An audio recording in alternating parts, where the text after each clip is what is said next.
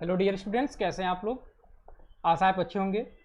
Dear students, similarity पे हमारी 2 video पहले बन चुकी है, जिसमें पहले वीडियो में हमने सिमिलरिटी के कॉन्सेप्ट से रिलेटेड और उससे रिलेटेड कुछ क्वेश्चंस को सॉल्व किया। सेकेंड लेक्चर में हमने कुछ रिमेनिंग क्वेश्चन को सॉल्व किया। आज के इस लेक्चर में भी हम कुछ क्वेश्चंस को सॉल्व करेंगे, एक्सरसाइज 13.1 ML अग्रवाल। तो चलिए क्वेश्चन की तरफ चलते हैं।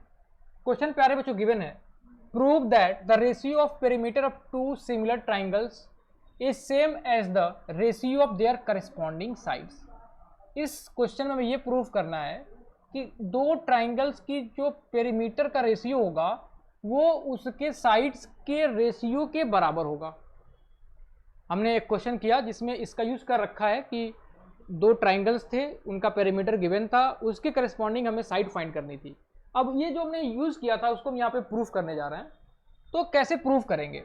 तो मान लो हमने मान लिया, हमें क्या प्रूफ करना है कि 2 सिमिलर ट्राइंगल्स दिए गए हैं, 2 सिमिलर ट्राइंगल दिए गए हैं और इनका जो पेरीमीटर का रेशियो है वो इनके करस्पॉन्डिंग साइड्स के रेशियो के बराबर होगा। ये हमें प्रूफ करना है। तो देखो पहले मान लेंगे, क्योंकि हमें 2 सिमिलर ट्राइंगल लेना है, तो हमने मान लिया let triangle A B C and let triangle A B C is similar to triangle P Q R. हमने ले लिया is similar to triangle P Q R. एक हमने अलग ट्राइंगल लिया पी क्यू आर और इन दोनों को हमने सिमिलर लिया, ट्राइंगल पी और ये क्यू और आर। हमें ये शो करना है, क्या हमें शो करना है, वी हैव टू शो। अब साइड्स का रेशियो तो सेम होता ही है, यानी A B upon P Q is equal to, जब इसका सेकंड लेंगे तो इसका भी सेकंड लेना होगा, यानी B C upon Q R is equal to A C upon P R is equal to perimeter of triangle. अब ऊपर ए बी सी वाले के साइड्स को लिया गया है, तो ये perimeter of triangle A B C upon perimeter of triangle P और ये क्यू और आर। ये हमें प्रूफ करना है प्यारे बच्चों। अब ये कैसे प्रूफ करेंगे? देखो, अगर ये दोनों ट्राइंगल आपस में सिमिलर हैं तो हम क्या लिख सकते हैं, if this 2 triangles are similar, तो हम यहां से लिख सकते हैं A B upon P Q B C upon Q R and A C upon P R. इस चीज को मान लेते हैं let this is equal to X, क्योंकि तीनों इक्वल हैं तो तीनों को हमने x के बराबर मान लिया। अगर अब इन तीनों को अपने x माना हुआ है तो ये वाला क्वांटिटी भी x के बराबर होगा, ये वाला क्वांटिटी भी x के बराबर होगा और ये वाला क्वांटिटी भी x के बराबर होगा। तो यहां से आप लिख सकते हैं A B upon P Q is equal to X. अगर इसको लिखें तो यहां से लिख सकते हैं A B is equal to X into P Q लिख सकते हैं। अगर यहां से लिखें तो यहां से लिख सकते हैं B C upon Q R is equal to X is equal to B C is equal to X और ये क्यू और ये आर लिख सकते हैं। और लास्ट लिख सकते हैं प्यारे बच्चों A C upon P R is equal to X और यहाँ से हम लिख सकते हैं A C is equal to X into P और ये आर, पी और आर ये लिख सकते हैं। इसको हमने इक्वेशन 1 मान लिया, इसको इक्वेशन 2 मान लिया, इसको इक्वेशन 3 मान लिया। इस तरीके का हमने कंडीशन बना लिया। अब हमें क्या लिखना है प्यारे बच्चों, हमें यह लिखना है पेरीमीटर ऑफ ट्राइंगल एबीसी। तो किसी भी ट्राइंगल का पेरीमीटर क्या होता है, सम ऑफ ऑल साइड्स। तो यहां से हम लिख रहे हैं now perimeter of triangle ABC हमें जो फाइंड करना है upon perimeter of triangle P Q are. तो पेरीमीटर का मतलब क्या होता है कि उनके साइड्स का सम। तो इनका जब सम करेंगे तो सम क्या मिलेगा, A B plus B C plus C A और यहां से हमें क्या मिलेगा, P Q plus Q R plus P R. अब इनकी वैल्यू हम पुट करें, ए बी की वैल्यू कितनी है, एक्स पी क्यू, तो आपने यहाँ पुट कर दिया x P Q. Q R की बी सी की वैल्यू कितनी है, एक्स क्यू आर और सी ए की वैल्यू कितनी है, एक्स पी आर। इन तीनों वैल्यूज को हमने यहाँ पे पुट कर दिया और नीचे क्या लिखा हुआ है, नीचे जो लिखा है वही हमने रख दिया, यानी P Q plus Q R plus P R. अब ऊपर से अगर हम x कॉमन लें, x कॉमन लेंगे तो क्या मिलेगा, x कॉमन लेंगे तो P Q plus Q are और प्लस पी आर, और नीचे हम लिख सकते हैं प्यारे बच्चों P Q plus Q are और प्लस पी आर। अब ये देखो ये वाली क्वांटिटी सेम लिखी हुई है तो ये इससे कैंसिल हो गया, तो ये क्या आ गया, x आ गया। आप किसका रेशियो फाइंड कर रहे थे, perimeter of triangle ABC upon perimeter of triangle PQR, और ये रेशियो किसके बराबर आ गया, x के बराबर आ गया। इनके साइड्स का रेशियो आपने कितना लिया था, x, यानी साइड्स का रेशियो भी x है और इनके पेरीमीटर का भी रेशियो x है, और यही आपको प्रूव करना था कि किसी भी दो ट्राइंगल के जो साइड्स का रेशियो होगा वही उनके पेरीमीटर का भी रेशियो होगा। तो आप यहाँ से लिख सकते हैं इसको अगर इक्वेशन हम A मान लें प्यारे बच्चों, और इसको अगर हम इक्वेशन नंबर B मान लेते हैं तो डायरेक्ट लिख सकते हैं from equation A and B it is proved. ये आपने प्रूव कर दिया कि पेरीमीटर का जो रेशियो होगा और उनके जो साइड्स का रेशियो होगा वो दोनों आपस में क्या होगा, सेम होगा प्यारे बच्चों। ठीक है, तो आई होप ये क्वेश्चन आपको बहुत अच्छे से समझ में आ गया होगा। नेक्स्ट क्वेश्चन की तरफ चलते हैं। नेक्स्ट क्वेश्चन क्या है, नेक्स्ट क्वेश्चन कुछ इस तरीके से दिया गया है, in the given figure ABCD is a trapezium. अब यहाँ पे ABCD एक ट्रेपेजियम है, तो ट्रेपेजियम की प्रॉपर्टी क्या होती है कि उनका एक पेयर जो होता है वो पैरेलल होता है। The diagonal BD intersect at O, और ये O पे इंटरसेक्ट कर रहा है। Prove that AO upon OC is equal to BO upon OD। Using the above result find the value of x की वैल्यू आपको फाइंड करनी है। अब देखो ये जो इस तरीके का फिगर गिवन है ना भाई, ये ऐसे दिया हुआ है और ये ऐसे कट किया गया, ऐसे कट किया गया है। क्वेश्चन में ये इसके पैरेलल है, ये इसके पैरेलल है, और ये A है, ये B है, और ये C और ये D, और प्यारे बच्चों ये दिया गया O। अब तुम्हें जो दिखाना है, अब यहाँ पे एक ट्राइंगल भी डिसाइड करना पड़ेगा और फिर ट्राइंगल का नाम भी डिसाइड करना पड़ेगा, क्योंकि यहाँ ट्राइंगल और ट्राइंगल का नाम गिवन नहीं है। तो अब यहाँ पे AO अपन OC है, तो AO कौन सा वाला है, ये है, और OC ये वाला है। BO अपन OD, BO ये है और OD ये है, यानी ये दोनों साइड किस ट्राइंगल में आ रहा है, इस वाले ट्राइंगल में, और ये दोनों साइड किस ट्राइंगल में आ रहा है, इस ट्राइंगल में, यानी हमें ये ट्राइंगल और ये ट्राइंगल कंसीडर करना होगा। अब कौन से दो ट्राइंगल कंसीडर करने हैं ये बात तो पता चला। अब ट्राइंगल का नाम कैसे लिखें, देखो अगर ये दो पैरेलल साइड्स है तो ये वाला एंगल इस एंगल के बराबर होगा अल्टरनेट इंटीरियर एंगल से। अगर दो पैरेलल लाइंस होती हैं, अगर ये है तो ये एंगल अल्टरनेट इंटीरियर एंगल से बराबर, ये पैरेलल, तो इसलिए ये और ये बराबर हो गया। सिमिलरली ये वाला जो है वो इसके बराबर होगा। तो अब इस ट्राइंगल का नाम क्या लिखेंगे, कैसे हमने बताया था, आप लिखेंगे इन ट्राइंगल दिस एंड, पहले इतना लिख लेंगे, फिर जो एंगल बराबर है, अब ए वाले के बराबर कौन सा है, सी वाला, तो यहाँ पे ए लिखेंगे प्यारे बच्चों, तो यहाँ सी लिखना होगा। बी के बराबर कौन सा है, डी, तो यहाँ अगर बी लिखेंगे तो यहाँ पे डी लिखना होगा, और एक बच गया ओ, तो यहाँ पे ओ लिखेंगे तो यहाँ पे भी आपको ओ लिखना होगा। समझ में आ गया। अब ये एंगल इसके बराबर है तो क्या लिखोगे, एंगल, इस एंगल का नाम क्या होगा, B A O, angle B A O is equal to angle, ये इसके बराबर है तो ओ या डी ओ, डी सी ओ लिख सकते हो, डी सी ओ। इक्वेशन नंबर 1 रीजन लिखना जरूरी है, अल्टरनेट इंटीरियर एंगल, आप पूरा लिखेंगे alternate interior angle, short form में नहीं लिखेंगे। अब दूसरा क्या है, ये भी बराबर है, इसका नाम क्या होगा, A B O, A B O, A B O is equal to angle C D O, C D O, ये दूसरा हो गया, और इसका भी रीजन क्या होगा, अल्टरनेट इंटीरियर एंगल। अब दो एंगल अगर बराबर हो गए तो दोनों ट्राइंगल आपस में सिमिलर हो जाएंगे, यानी आप लिखेंगे from equation 1 and 2, from equation 1 and 2 triangle A B O is similar to triangle C D O, और जैसे ये चीज लिखा तो आप यहाँ साइड्स का रेशियो बराबर कर सकते हैं, यानी A B upon C D, इसका पहला लिखा तो इसका पहला लिखना पड़ेगा, अब इसका बी ओ लिखेंगे तो इसका डी ओ लिखना पड़ेगा, यानी B O upon D O is equal to A O upon C O, A O upon C O. ये क्वांटिटी हमें मिल गई। हमें प्रूफ क्या करना था, हमें प्रूफ करना था ए ओ अपॉन ओ सी, तो ए ओ अपॉन ओ सी ये वाला है, is equal to B O upon O D, यानी ये प्रूफ करना था, तो इसको हम अलग लिख सकते हैं, यानी B O upon D O is equal to A O upon C O. अब उस आगे पीछे लिख सकते हैं, ओ डी लिख सकते हैं इसे, और इसे आप ओ सी भी लिख सकते हैं, तो ये आप लिख सकते हैं ए ओ अपॉन, इसको लिखा, इसको उल्टा कर सकते हैं, ओ सी इज इक्वल टू ये बी ओ, और अपॉन ये क्या लिख दिया, ओ डी, और ये हमें प्रूफ करना था प्यारे बच्चों। इस तरीके से आपने इसको क्या कर दिया, प्रूफ कर दिया। ठीक है। अब इसमें एक पार्ट और दिया गया है कि आपको x की वैल्यू फाइंड करनी है, ये अगर कंडीशन दिया गया है तो इन वैल्यूज को यहाँ पे पुट करके आप क्रॉस मल्टीप्लाई करके x की वैल्यू इजीली फाइंड आउट कर सकते हैं। ये आपके लिए प्यारे बच्चों होमवर्क है, ठीक है। तो आई होप ये क्वेश्चन भी आपको समझ में आया होगा। अगले क्वेश्चन के लिए चलते हैं। अगला क्वेश्चन यहाँ पे ये है कि ये एक इस टाइप का क्वेश्चन गिवन है। In the given figure 1 given below AB EF and CD are parallel lines, यानी ये तीनों लाइंस आपस में पैरेलल हैं।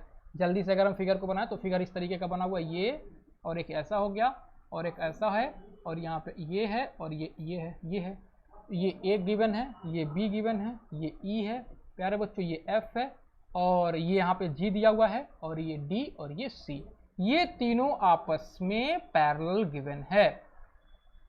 अब ये दिया गया है AB इज इक्वल टू 15, यानी ये कितना गिवन है 15 है, यहाँ से यहाँ तक ये कितना है 15 सेंटीमीटर है। अगला क्या गिवन है EG, यानी ये छोटा सा जो पोर्शन है ये क्या है 5 सेंटीमीटर है, ये छोटा सा पोर्शन 5 सेंटीमीटर है, ये छोटा सा पोर्शन कितना है 10 सेंटीमीटर है और ये कितना 18 सेंटीमीटर है, ये कितना 18 सेंटीमीटर।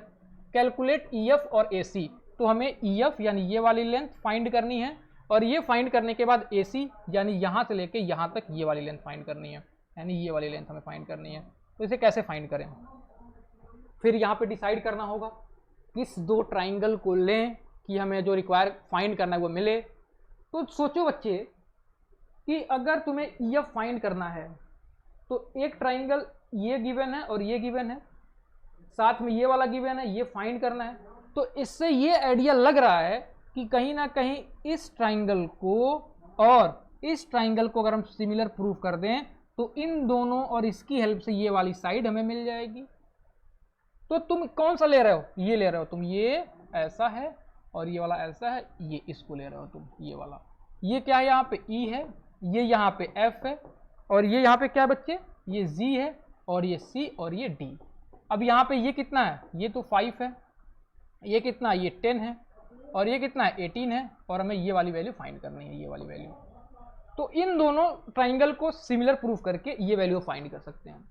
तो ये आइडिया तो लग गया कि इन्हीं दोनों ट्राइंगल को लेना है। अब नाम कैसे लिखें, क्योंकि ये दोनों आपस में पैरेलल है, ये दोनों आपस में अगर पैरेलल है तो ये आपका ट्रांसवर्सल हो गया, तो ये एंगल इस एंगल के बराबर और ये एंगल इस एंगल के बराबर होगा अल्टरनेट इंटीरियर एंगल से। तो ट्राइंगल का नाम कैसे लिखेंगे, ये देखो, तो ट्राइंगल का नाम लिखेंगे इन ट्राइंगल दिस एंड, ऐसे लिख लेते हैं in triangle this and this.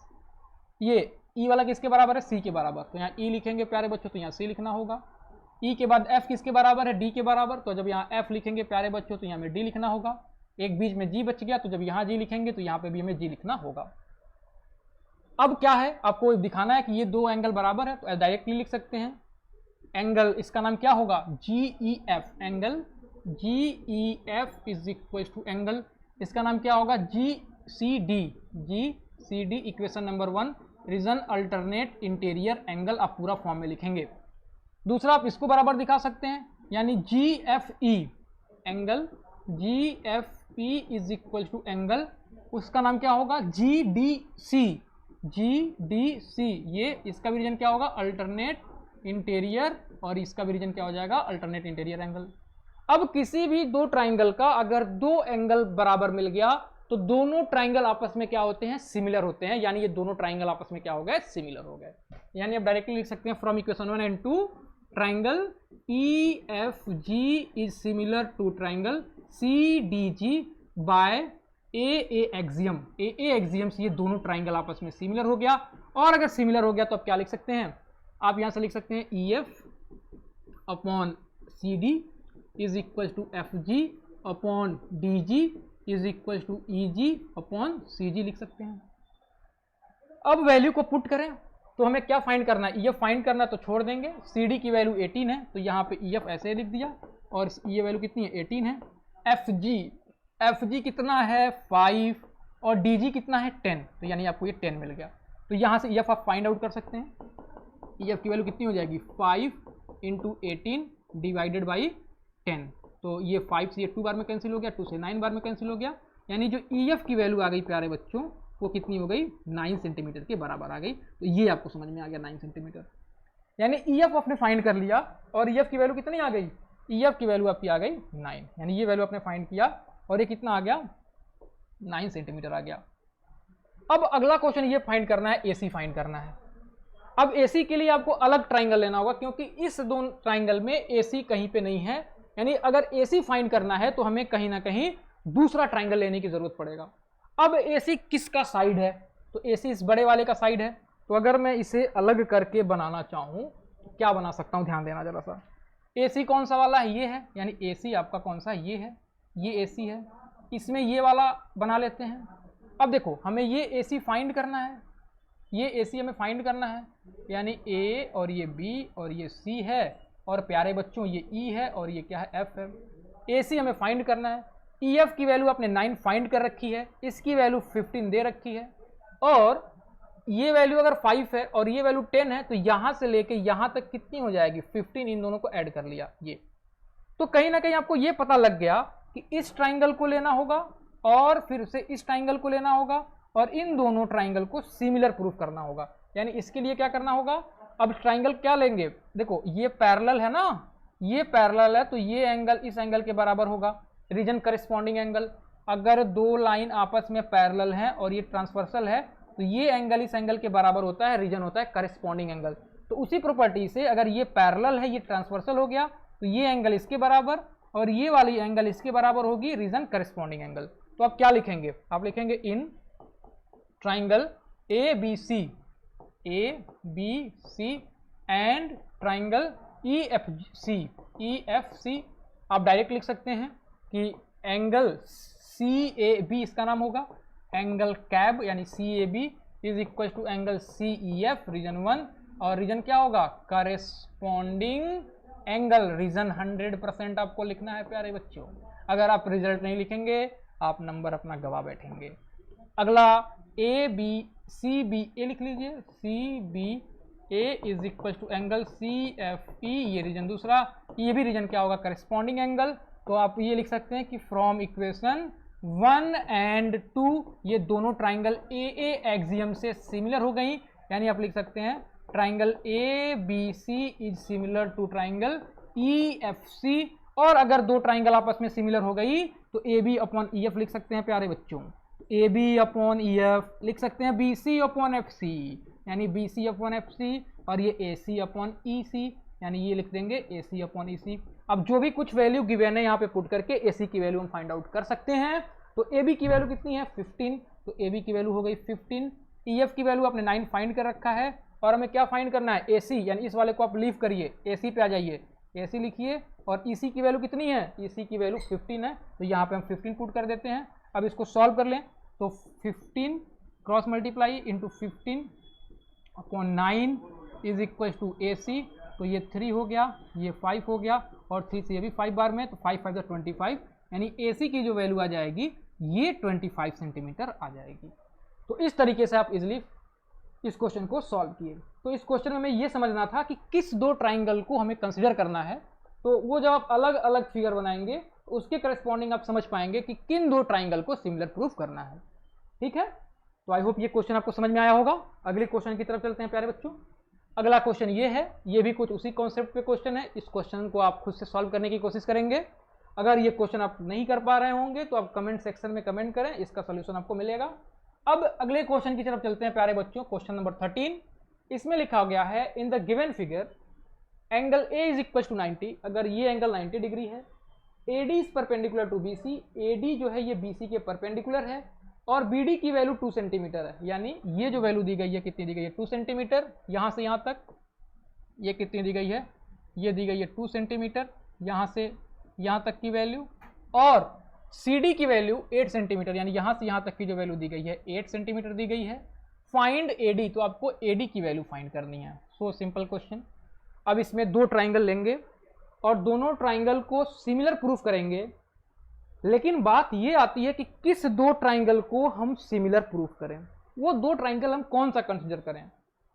तो यहाँ से एक बात ये समझ में आ गई कि अगर इतना मैंने अलग बना लिया, ये इतना अलग बना लिया, यानी A और ये D और ये B, और ये अलग बना लिया, बड़ा वाला जो था ऐसा, इसको हमने अलग बना लिया, तो ये एंगल कितना 90 डिग्री, क्योंकि ये परपेंडिकुलर है, और ये एंगल क्वेश्चन में 90 गिवन है, तो ये A और ये B और ये C। अगर इन दोनों ट्राइंगल को हम सिमिलर प्रूफ कर देते हैं तो फिर इनकी हेल्प से हम AD की वैल्यू फाइंड आउट कर सकते हैं।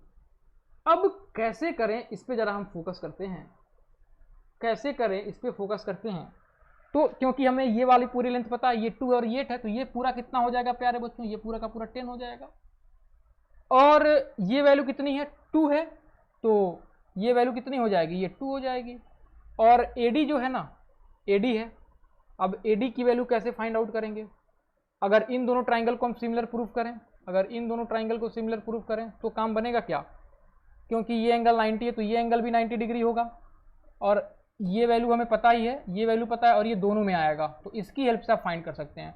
तो प्यारे बच्चों इन दोनों ट्राइंगल को हम कंसीडर नहीं करेंगे, हम इन दोनों ट्राइंगल को कंसीडर कर लेते हैं, एक ये वाला और एक इधर वाला, ठीक है। ये भी 90 डिग्री, ये भी 90 डिग्री। अब देखो जरा, अब ये A हो गया और ये B हो गया और ये D हो गया, और ये A हो गया और ये D हो गया और ये C हो गया। अब इन दोनों में एक एंगल तो 90 के बराबर गिवन है, लेकिन अगर इन दोनों को सिमिलर प्रूव करना है तो हमें एक एंगल और चाहिए।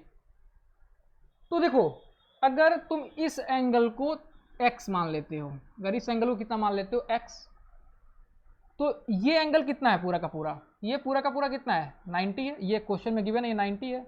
और इसको तुम अगर x मान रखे हो तो ये कितना हो जाएगा, ये हो जाएगा 90 माइनस एक्स, 90 माइनस एक्स हो जाएगा। क्यों, क्योंकि ये 90 है तो इन दोनों का सम आने पे 90 आना चाहिए, और अगर ये x है तो ये कितना हो जाएगा, 90 माइनस एक्स।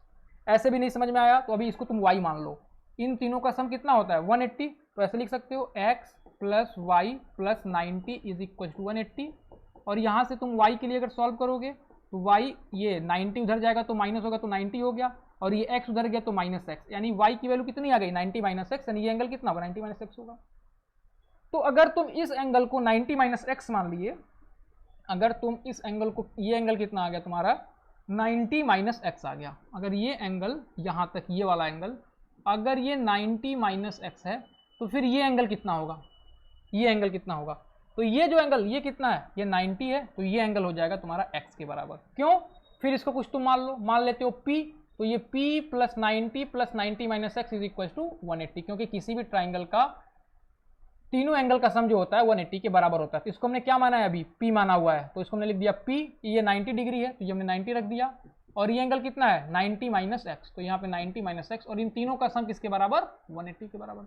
ये 90 ऐड होके 180, तो 180 से ये 180 कैंसिल हो गया, यानी p की वैल्यू कितनी हो गई, माइनस उधर गया तो ये x हो गया, यानी p की वैल्यू किसके बराबर आ रही है, x, तो इसलिए हम डायरेक्टली इसको लिख सकते हैं x के बराबर। तो अगर आपने इस एंगल को x मान लिया है तो ये एंगल इसमें क्या आ जा रहा है, x के बराबर आ जा रहा है। इस कैलकुलेशन से हमने इसको प्रूफ किया। अब कैसे दो ट्राइंगल को लेना ये तो तुम्हें पता ही है, ये b वाला a के बराबर है, तो जब यहाँ b लिखेंगे तो यहाँ में a लिखना होगा, ये d बराबर है तो ये d लिख दिया, जो बच गया यहाँ पे a बच रहा है और यहाँ पे c बच रहा है, तो यहाँ पे a लिख दिया, यहाँ पे c लिख दिए। Triangle this and triangle this. Similarly आप लिख सकते हैं कि angle ADB is equal to angle ADC, equation number 1। Reason हो जाएगा कि ये क्वेश्चन में गिवन है कि ये परपेंडिकुलर है। अगला ये एंगल B का नाम क्या होगा, ABD, angle ABD is equal to angle CAD,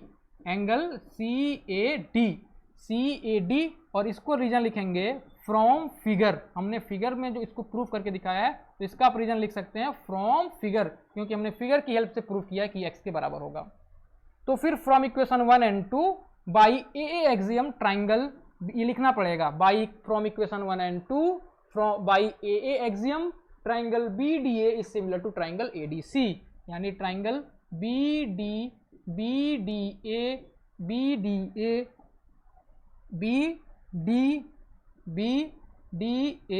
is similar to triangle A और D और C। अब जैसे ही दो ट्राइंगल सिमिलर होता है तो इनके साइड्स के रेशियो सेम होते हैं, रेशियो सेम कर दो तो यहाँ से क्या मिल जाएगा, BD अपॉन AD, और यहाँ से क्या मिल जाएगा, DA अपॉन DC, और यहाँ से क्या मिल जाएगा, BA अपॉन AC। अब हमें क्या फाइंड करना था, हमें AD फाइंड करना था। तो ये देखो AD किस वाले में है, तो AD एक यहाँ पे है, AD यहाँ पे है और एक AD यहाँ पे, यानी इस दोनों को हम लेके सॉल्व करेंगे, क्रॉस मल्टीप्लाई करेंगे तो क्या मिल जाएगा, AD का स्क्वायर AD का स्क्वायर, और यहाँ पे क्या मिल गया BD इंटू DC। BD और DC की वैल्यू दी गई है, तो ये AD का स्क्वायर हो गया। BD की वैल्यू कितनी है 2 और CD की वैल्यू कितनी है 8, यानी ये हो गया 16 और ये हो गया AD का स्क्वायर। तो AD की वैल्यू कितनी हो जाएगी plus minus root of 16, plus minus root of 16, यानी AD की वैल्यू प्लस माइनस 4, क्योंकि AD साइड है और साइड की वैल्यू कभी नेगेटिव हो नहीं सकती है, इसलिए AD की वैल्यू अब क्या लिख देंगे, AD की वैल्यू लिख देंगे 4 सेंटीमीटर। और प्यारे बच्चों यही आपको फाइंड आउट करना था। तो आई होप ये क्वेश्चन समझ में आया होगा। आपको ये बस ध्यान रखना है कि ये एंगल को इस एंगल के बराबर कैसे प्रूव किए, तो उसके लिए ये सारा हमने कैलकुलेशन किया। ठीक है, चलिए नेक्स्ट क्वेश्चन की तरफ चलते हैं प्यारे बच्चों। नेक्स्ट क्वेश्चन क्या है, 15 metre high, 15 metre high tower, एक टावर है, यहाँ पे एक टावर हमने बना लिया और इसकी हाइट कितनी है प्यारे बच्चों, इसकी हाइट जो है 15 मीटर है। क्वेश्चन में ऐसा गिवन है, ये 15 मीटर हाई टावर है। Cast a shadow of 24 metre long, यानी कि इसका शैडो यहाँ तक आ रहा है। सपोज कर लो कि यहाँ पे सन है, सन की वजह से इसका जो शैडो आ रहा है वो यहाँ पे आ रहा है, और ये शैडो जो है ये कितना है 24 मीटर का शैडो है, 24 मीटर का शैडो है। एट अ सर्टेन टाइम, इसी टाइम पे at the same time a telephone pole cast a shadow of 16 metre, एक टेलीफोन फोन है यहाँ पे इसी टाइम पे, यानी यहाँ पे सन है और इसका जो शैडो आ रहा है प्यारे बच्चों, इसका जो शैडो आ रहा है ये कितना आ रहा है 16 मीटर आ रहा है। तो find the height of telephone, यानी इस पोल की हाइट हमें फाइंड करनी है। तो देखो इसको तुम जोड़ दो, ये इसको जोड़ दो, ये दो ट्राइंगल बन गया।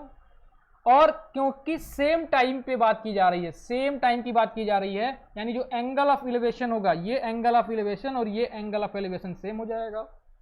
और अगर ये सेम है और ये तो 90 डिग्री होगा, क्योंकि कोई भी अगर ये अर्थ है सरफेस और हाइट लेते तो 90 डिग्री होता है, तो ये वाला 90 डिग्री और ये वाला 90 डिग्री, और ये वाले जो होंगे ये वाला और ये वाला दोनों आपस में बराबर होंगे।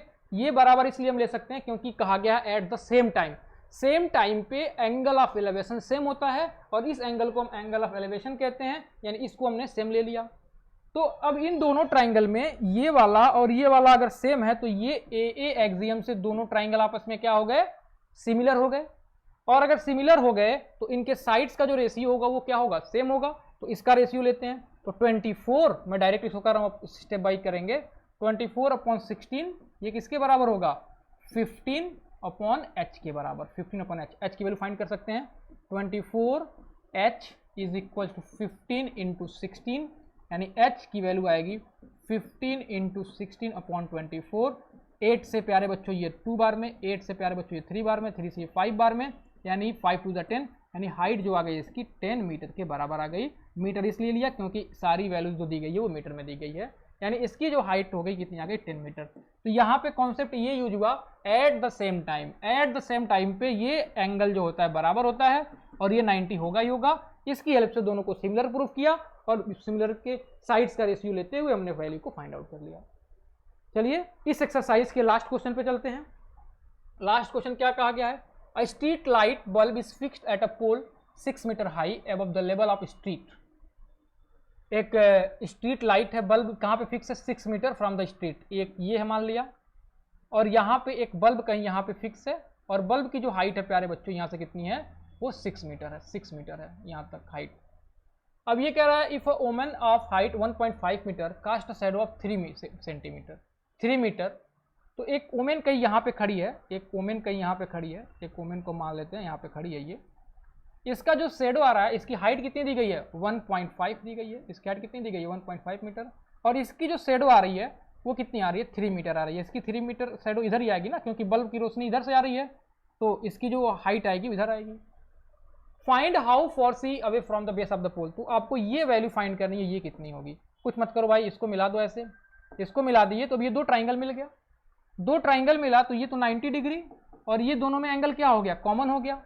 तो इसमें दो ट्राइंगल मिल गया तुम्हें, एक ट्राइंगल ये छोटा वाला मिल गया और एक ट्राइंगल कौन सा मिल गया, ये पूरा बड़ा वाला, एक बड़ा वाला ट्राइंगल मिल गया। दोनों ट्राइंगल आपस में क्या हो गए, सिमिलर हो गए। क्यों सिमिलर हो गए, क्योंकि ये दोनों एंगल आपस में कॉमन है और ये एंगल 90 डिग्री के बराबर, यानी ये दोनों आपस में क्या हो गए, सिमिलर हो गए। और अगर सिमिलर हो गए तो इसका रेशियो इस वाले के साथ और हाइट का रेशियो हाइट के साथ क्या होगा, बराबर होगा, क्योंकि ये आप सिमिलरिटी के कॉन्सेप्ट का यूज कर रहे हैं कि अगर दो एंगल बराबर हो गया तो सिमिलर, और सिमिलर होते हैं तो इनके साइड्स का रेशियो सेम होता है, तो ये यूज कर लें अगर हम, तो ये 6/1.5 मैं डायरेक्ट लिख रहा हूँ 6/1.5, ये 6/1.5, ये बड़ा वाला इस छोटे वाले के साथ अपॉन ये पूरा, देखिए हम इसका रेशियो इसके साथ लिए, अब इस वाले का रेशियो किसके साथ लेंगे, इसके साथ, तो ये पूरा क्या होगा यहाँ से x ये और 3 ये है, ये होगा x + 3 और इस वाले का कितना हो जाएगा 3 हो जाएगा। इसको सॉल्व कर लेते हैं तो 3 6 जा 18 और ये होगा प्यारे बच्चों 1.5x + 4.5, ये इधर आएगा तो माइनस हो जाएगा, तो 18 में से 4 गया तो 14 और 5 और चला गया पॉइंट, यानी 13.5 इज इक्वल टू 1.5x, यानी 13.5 अपॉन अगर 1.5 कर दें तो हमें x की वैल्यू मिल जाएगी 15, 9 बार में कट जाएगा यानी 0.9, क्योंकि ये पॉइंट लगा हुआ है तो 0.9 नहीं होगा 9 होगा, क्योंकि पॉइंट से पॉइंट हट भी तो जाएगा, तो 9 यानी x की वैल्यू कितनी आ गई 9 मीटर। और x आपने किसको मान रखा है, x आप इन दोनों के बीच का डिस्टेंस मान रखे हैं, यानी अगर ये जो आंसर लिखें तो इसकी जो डिस्टेंस आ गई वो कितनी आ गई 9 मीटर के बराबर आ गई। तो इस तरीके से इस क्वेश्चन को आपने सॉल्व किया, डिस्टेंस कितनी आ गई प्यारे बच्चों 9 मीटर के बराबर आ गई। अब इसको आप और अच्छे से अगर लिखना चाहेंगे तो क्या लिख सकते हैं, इसको आप a मान लीजिएगा, इसको b मान लीजिएगा, इसको c मान लीजिएगा, इसको d मान लीजिएगा, इसको e मान लीजिएगा। In triangle CED and triangle AEB इनको सिमिलर प्रूफ करिएगा, फिर साइड्स का रेशियो लेके प्रूफ करिएगा, फाइंड करिएगा, ठीक है। तो आज हमने आपके चैप्टर 13.1 के पहले एक्सरसाइज को 13.1 को कंप्लीट किया। आगे के लेक्चर में हम इसी से और आगे बढ़ेंगे, बेसिक प्रोपोर्शनलिटी थ्योरम के बारे में पढ़ेंगे और फिर हम लोग आगे के क्वेश्चंस को भी सॉल्व करेंगे। अगर ये वीडियो आपको पसंद आई हो तो चैनल को लाइक करें, शेयर करें, सब्सक्राइब करें और अपने फ्रेंड्स को जरूर शेयर करें जिससे उनको भी इस वीडियो की मदद मिल सके। आज के लिए इतना ही, धन्यवाद।